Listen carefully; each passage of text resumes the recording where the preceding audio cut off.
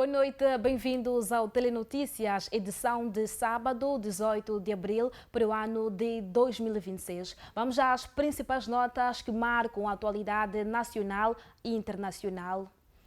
A ativista social Graça Machel considera que o assédio no local de trabalho e na sociedade em geral se tornou uma prática tolerada, defendendo um maior rigor na punição dos agressores e mais proteção às vítimas. A ativista moçambicana Graça Machel afirmou que o assédio continua a persistir porque muitos homens acreditam ter o direito de usar as posições de poder que ocupam para oprimir as mulheres. Segundo Machel, trata-se de um problema antigo, enraizado na sociedade que já tem barbas brancas, mas que continua a manifestar-se devido à falta de medidas eficazes de combate e responsabilização.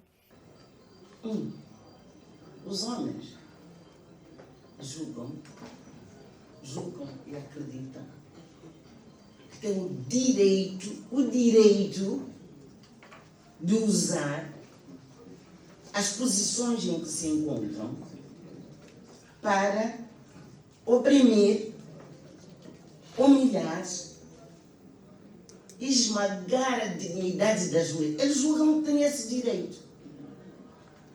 E é por isso que o assédio se tornou uma prática normal, é uma prática tolerada e é uma prática que está generalizada. Nós hoje estamos a falar do lugar de trabalho.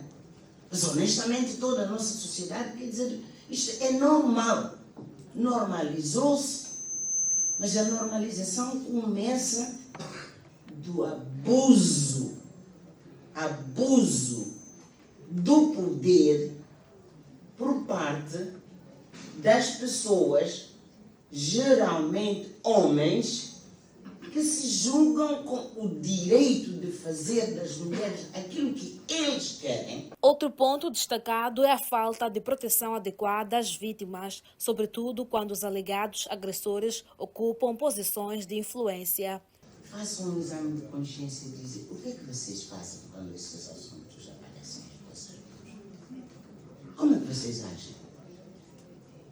Olham realmente a vítima com respeito, dignidade, a exigência de proteção da vítima, como está dito aqui nas leis, fazem isso.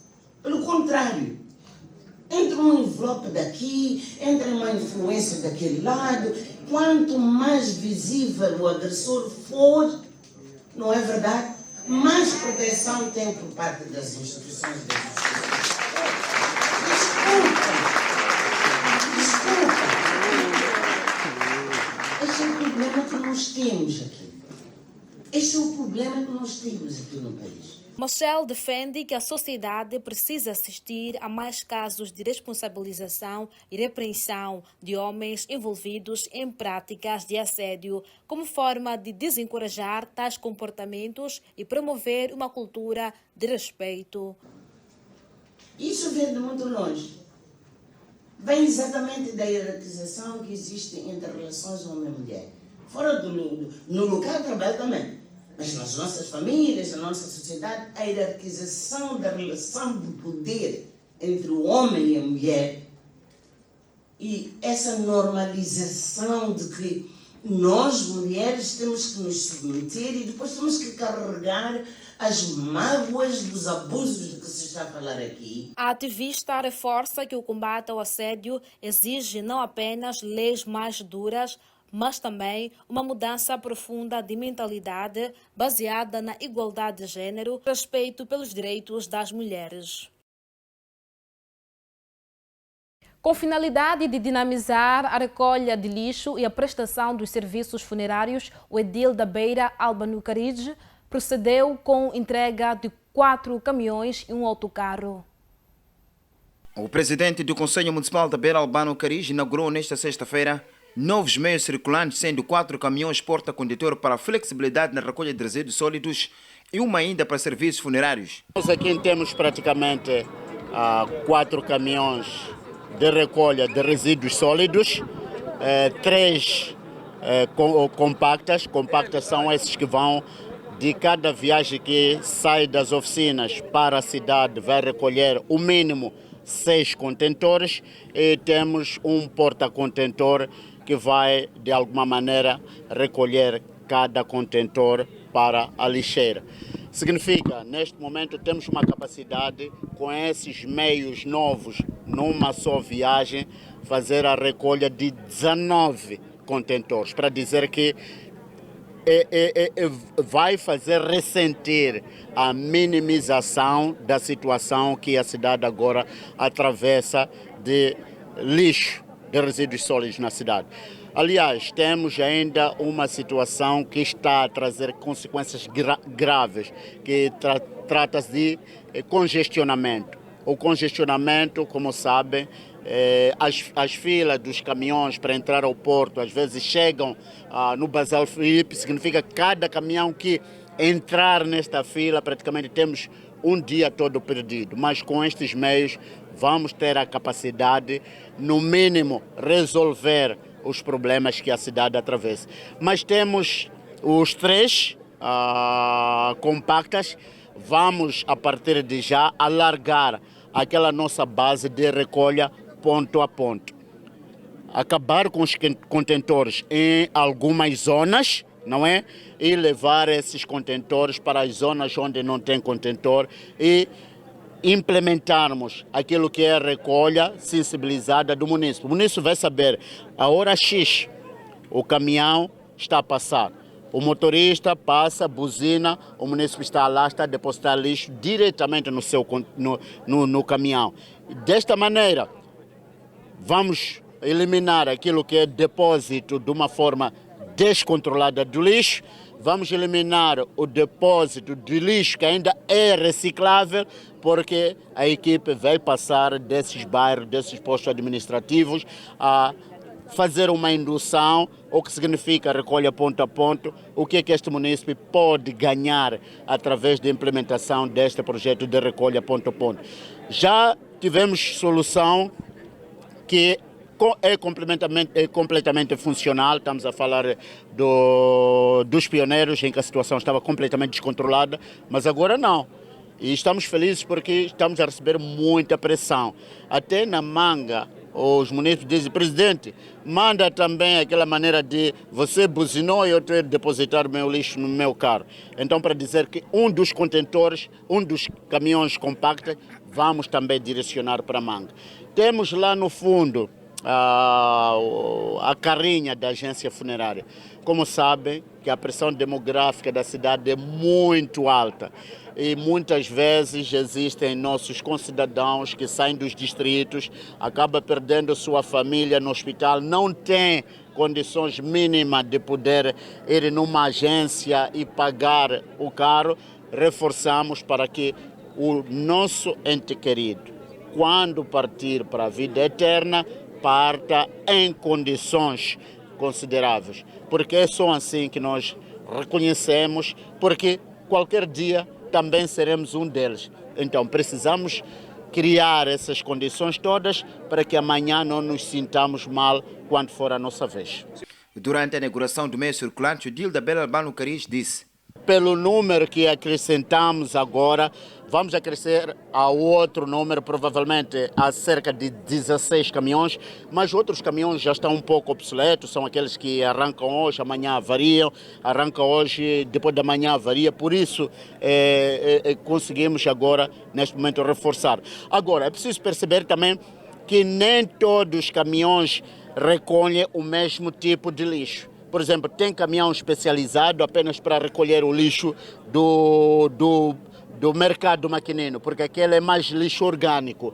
É o lixo que vai num local concreto, onde este lixo é depois submetido a vários processos para depois funcionar como adubos para adubar os nossos jardins, aqueles agricultores que também utilizam, vão buscar e também muitas vezes utilizamos até para adubar as nossas árvores aqui na cidade da Beira. E provavelmente eu tenho plena certeza que vamos minimizar a recolha. Não poderia dizer, por exemplo, aqui que vamos recolher tantas toneladas por dia, porque temos o fenômeno de congestionamento. Este fenômeno está a trazer transtornos graves. Ainda ontem tentamos ir na Manga para ver se teríamos uma via alternativa em que o dia que a situação está grave aqui, podemos entrar da Manga para minimizar o impacto da recolha de lixo. Praticamente estamos a falar de esses 4 meios, esses 3 meios compactos andaram a mais ou menos 19. E o porta-contentor praticamente 4 milhões e o caminhão da agência andou mais ou menos a 1 milhão e 300, na onda de mais ou menos de 70%. Eu estou a falar de produção do lixo ao nível da cidade, estamos a abranger, por exemplo, Nhangau, onde o caminhão não chega hoje, fazemos um outro tratamento de recolha, Six Mile também, onde o caminhão não chega, fazemos um outro tratamento de recolha e nós, neste âmbito, fazemos a recolha numa percentagem cerca de 60% a 70%. E a última pergunta qual foi?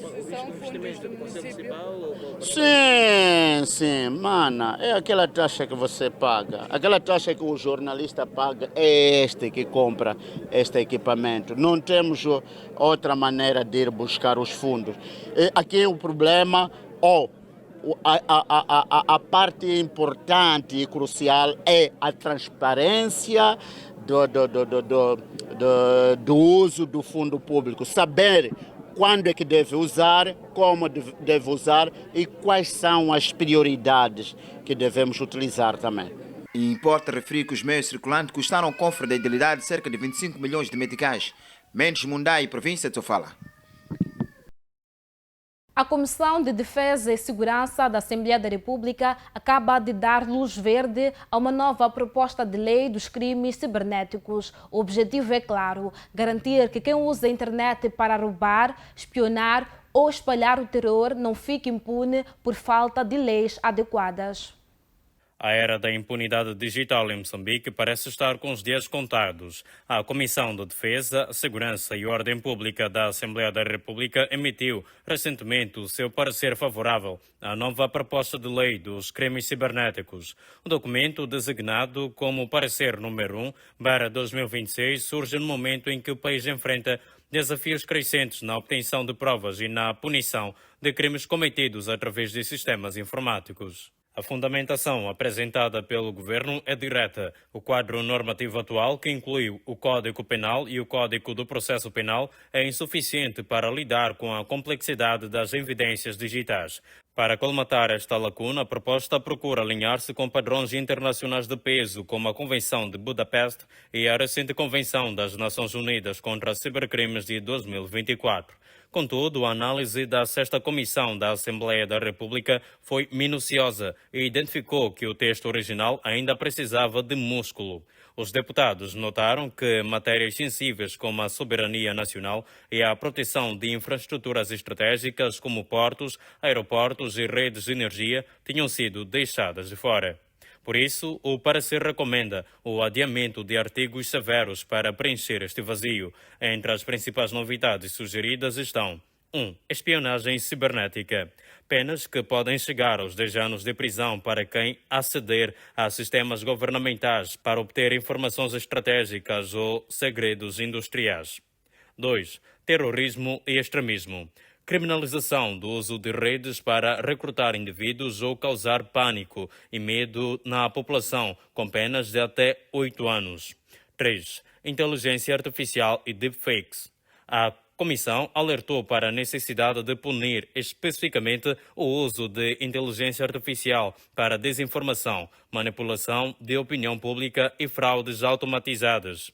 E 4. Proteção de menores. O combate à pornografia infantil no ambiente digital ganha um reforço específico, com penas de prisão e multas para quem produza ou divulgue tais conteúdos. Outro ponto de destaque é a modernização dos termos processuais. A proposta sugere substituir o termo polícia por órgão de investigação criminal em vários artigos, garantindo que a preservação de dados informáticos ocorra com a urgência necessária, mas sempre sob supervisão da autoridade judiciária. Mas segurança tem um preço. A implementação desta lei entre 2026 e 2030 terá um impacto orçamental estimado em cerca de 91,8 mil milhões de meticais. Este investimento, que será suportado pelo Estado e por parceiros internacionais, visa equipar as forças de investigação e garantir que Moçambique tenha um ponto de contacto permanente, disponível 24 horas por dia para cooperar com outros países na caça aos criminosos digitais. Em resumo, a Comissão considera a proposta não apenas útil, mas oportuna e necessária. O texto segue agora para apreciação positiva em plenário, prometendo ser um novo escudo de proteção para os direitos fundamentais dos moçambicanos no vasto e por vezes perigoso espaço cibernético. O governo submeteu à Assembleia da República uma proposta de lei que promete transformar profundamente o setor financeiro em Moçambique. O novo regime jurídico do Sistema Nacional de Pagamentos visa substituir a legislação de 2008, que o Executivo considera estar ultrapassada face à rápida evolução tecnológica. Em um passo decisivo para a modernização da infraestrutura financeira do país, o Conselho de Ministros de Moçambique submeteu à Assembleia da República uma proposta de lei que visa reformular integralmente o Sistema Nacional de Pagamentos. Datado de março de 2026, o documento propõe a revogação da Lei nº 2/2008, que vigorava há quase 2 décadas, para abrir caminho a uma era dominada pela inteligência artificial, segurança digital e inclusão financeira. A iniciativa surge em um momento em que as transações físicas perdem espaço para as digitais. Segundo a fundamentação da proposta, a lei de 2008 já não era capaz de responder aos desafios impostos por inovações como Big Data, a tecnologia de registros distribuídos, base das criptomoedas e blockchain, e a crescente sofisticação dos crimes cibernéticos. No coração desta reforma está o reforço dos poderes do Banco de Moçambique. O regulador não atuará apenas como polícia do sistema, mas também como um dinamizador. Além de licenciar e supervisionar operadores, o Banco Central terá a prerrogativa de gerir sistemas de liquidação em tempo real e garantir que todas as transferências, sejam elas de fundos ou de valores mobiliários, ocorram com máxima eficiência. Uma das maiores novidades é a inovação do conceito de irrevogabilidade das ordens de transferência. Na prática, isso significa que, uma vez processado um pagamento num sistema reconhecido, ele não pode ser anulado por processos de insolvência de uma instituição financeira, conferindo uma camada inédita de proteção aos consumidores e investidores moçambicanos. A proposta olha também para o futuro das fintechs. O texto prevê a criação de um ambiente de testes regulatórios, conhecido internacionalmente como sandbox. Trata-se de um espaço controlado onde empresas e startups podem testar novos produtos e serviços financeiros sem as amarras burocráticas pesadas da legislação tradicional, mas sob o olhar atento do regulador. O objetivo é não sufocar a inovação, mas garantir que ela não ponha em risco a estabilidade sistêmica.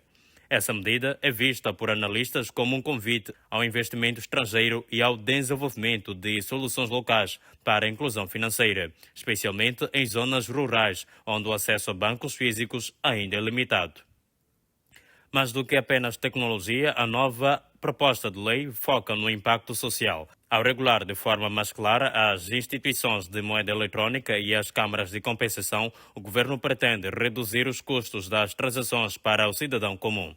O fortalecimento do Sistema Nacional de Pagamentos é visto como a coluna vertebral para que pequenos comerciantes e cidadãos não bancarizados entrem formalmente na economia.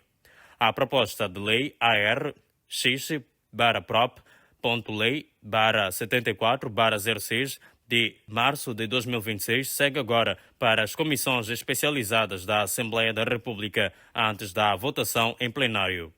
Se aprovada, Moçambique alinhar-se-á às melhores práticas internacionais de supervisão financeira, preparando o terreno para uma economia mais ágil, transparente e, acima de tudo, digital. Mas o que muda no dia a dia? 1. Velocidade. As transferências serão mais rápidas e seguras. 2. Proteção. Garantias legais contra falhas de instituições financeiras. 3. Modernidade.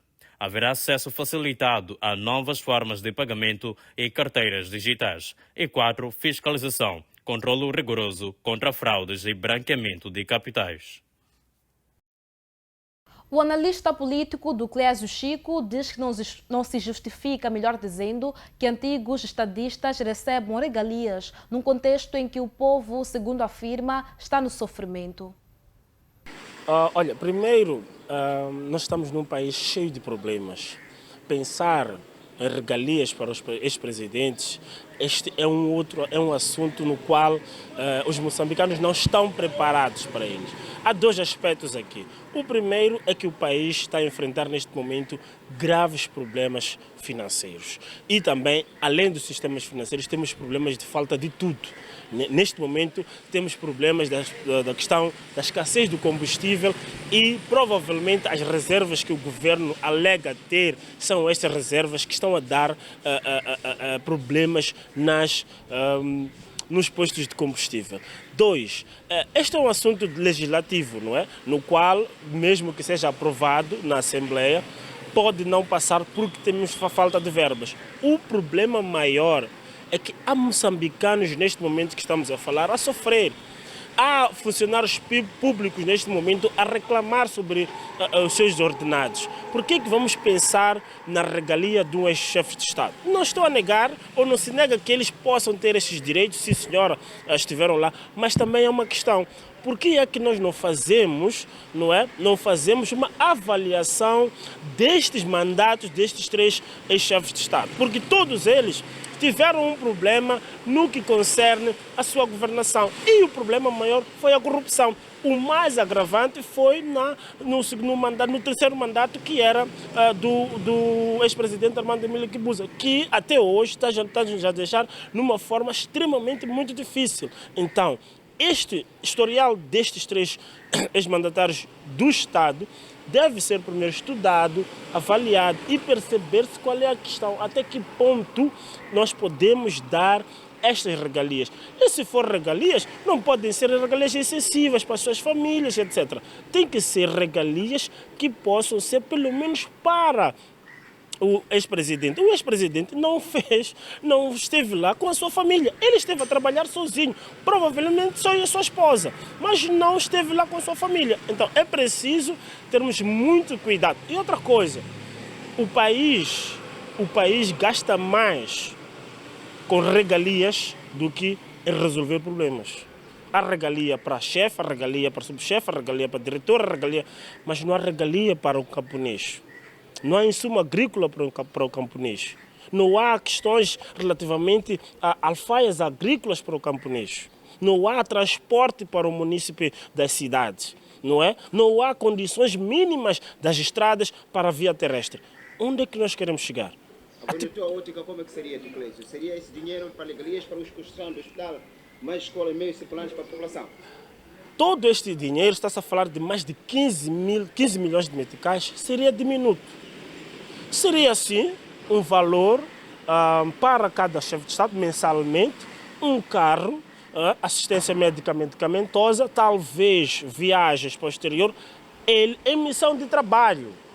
Não ser extensiva para as suas famílias. A solução aqui é que os ex-presidentes devem manter as suas regalias, sim, mas não de forma exacerbada. Porque o país não está em condições, nem daqui a 10 anos, nem daqui a 5 anos, porque precisamos recuperar a nossa economia, o que está demais. Por quê? Fomos catalogados pelo FMI como o segundo país mais pobre.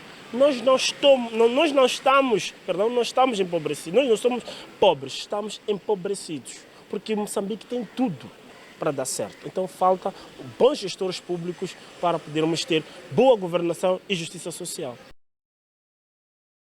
Adriano Novunga afirma que a audiência e os processos judiciais contra Venâncio Mondlane têm como objetivo afastar o político das próximas eleições. O tema foi analisado num debate político na FTV que juntou diferentes analistas para refletir sobre o atual contexto político do país.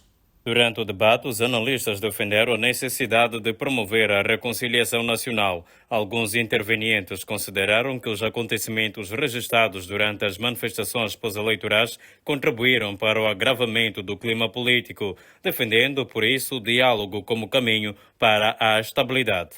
Marcelino Pangaia sugere que o processo contra Venâncio Mondlane pode ser ultrapassado, dando lugar a um ambiente de reconciliação nacional.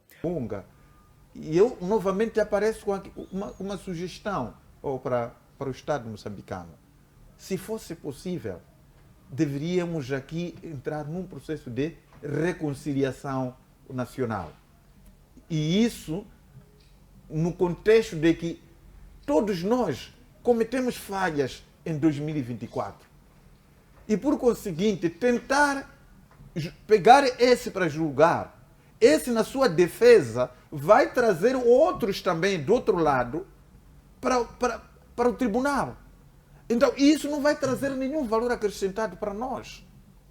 Eu acredito que um processo de reconciliação nacional, poder se esquecer o que aconteceu em 2024, foi uma briga entre moçambicanos. Entre moçambicanos acabamos tirando a vida um ao outro, destruímos nossas infraestruturas, cada um com a sua margem de culpa no meio de tudo isto. Então, se nós pretendemos fazer com que essa situação ela passe e entremos no próximo quinquênio em eleições capazes de poder não trazer mais esse conflito, então eu sugeria uma reconciliação nacional em face dos acontecimentos de 2024. Venâncio Mondlane, ao ir em tribunal, vai apresentar a sua defesa e da sua defesa provavelmente vai alencar outras figuras e essas figuras também, havendo justiça, de fato terão que ser chamadas para serem julgadas. Então seremos todos nós envolvidos nesses julgamentos, no lugar de estarmos aqui a preparar as próximas eleições em bom tom. Então eu acho que não fica bem. Isso que está acontecendo é uma sugestão, mas se efetivamente a justiça moçambicana achar que é melhor ir atrás desses processos, veremos até que medida em que o país vai ganhar por esses julgamentos. Por sua vez, o analista António Mussanga contesta a existência de um processo, afirmando que não corresponde à verdade que Venâncio Mondlane tenha sido formalmente processado. Primeiro dizer que não corresponde à verdade que Venâncio Mondlane há um processo movido contra ele. Venâncio Mondlane explicou isso muito bem. Venâncio Mondlane foi chamado à Procuradoria para ser ouvido em declarações.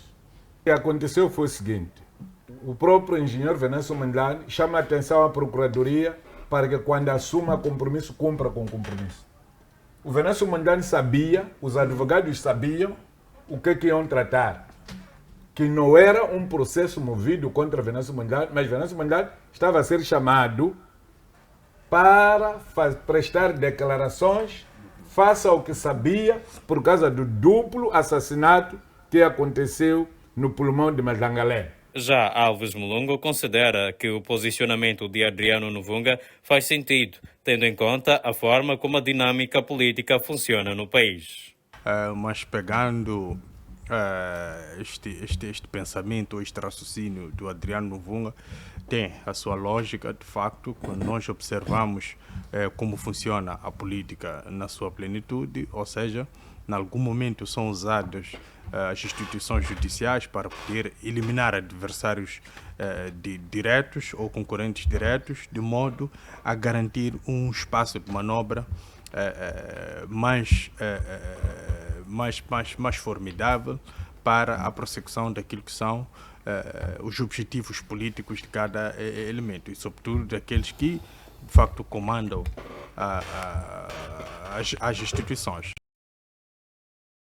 Apesar de ter liquidado antecipadamente a dívida de cerca de 700 milhões de dólares, Moçambique ainda não reúne condições para beneficiar de um novo financiamento do Fundo Monetário Internacional. O FMI diz que o novo crédito depende do cumprimento das recomendações deixadas ao país.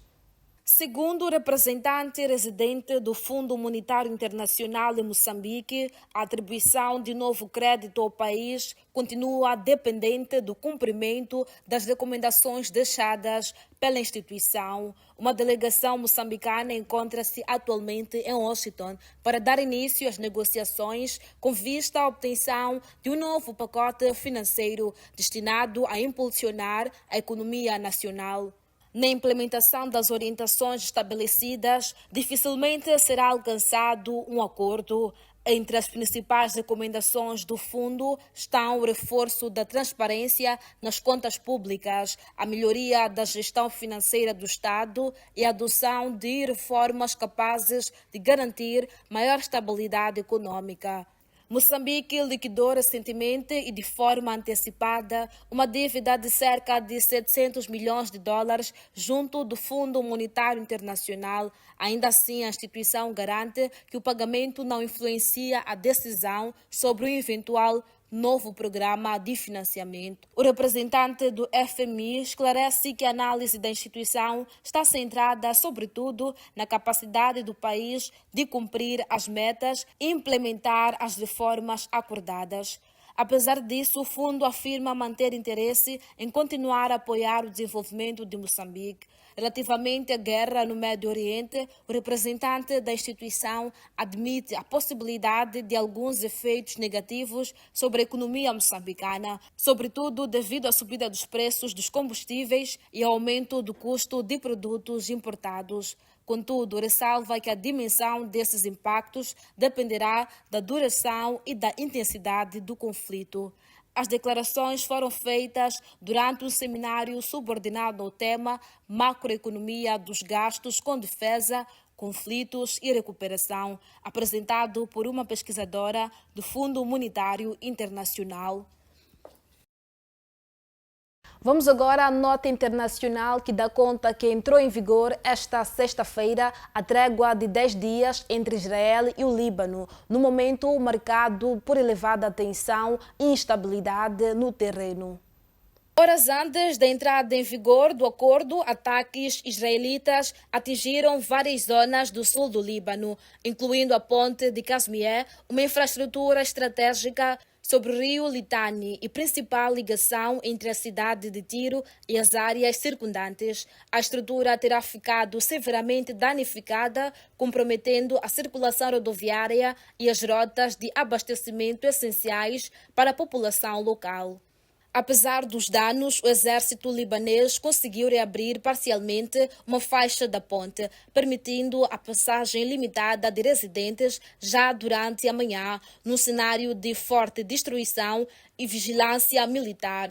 A situação no terreno continua instável, com relatos de trocas de tiros nos subúrbios do sul de Beirute, mesmo após o início oficial da trégua. Do lado israelita, as Forças Armadas afirmam ter atingido mais de 300 alvos no sul do Líbano, antes do cessar-fogo entrar em vigor, mantendo-se em estado de alerta e sublinhando que a trégua não significa o fim das operações militares. As Nações Unidas apelam ao respeito integral do acordo, alertando que violações podem agravar ainda mais a instabilidade regional. Washington, que mediou entendimento, pressiona agora para a abertura de conversações diretas entre líderes israelitas e libaneses, algo que não acontece há décadas. Enquanto isso, mais de 1 milhão de pessoas permanecem deslocadas no Líbano, vivendo em abrigos improvisados, escolas e centros temporários, num quadro humanitário que continua a deteriorar-se. No terreno, a situação permanece volátil apesar da trégua. As autoridades acompanham com cautela os próximos dias, considerados decisivos para perceber se o cessar-fogo resistirá às tensões acumuladas ou se será apenas uma breve pausa no conflito. Obrigada pelo carinho da sua audiência. Marcamos um ponto final à presente edição do Telenotícias, com promessas de voltar na segunda-feira. Continuação de um ótimo final de semana. Este é o seu canal de eleição, FTV, tornando a sua visão uma realidade.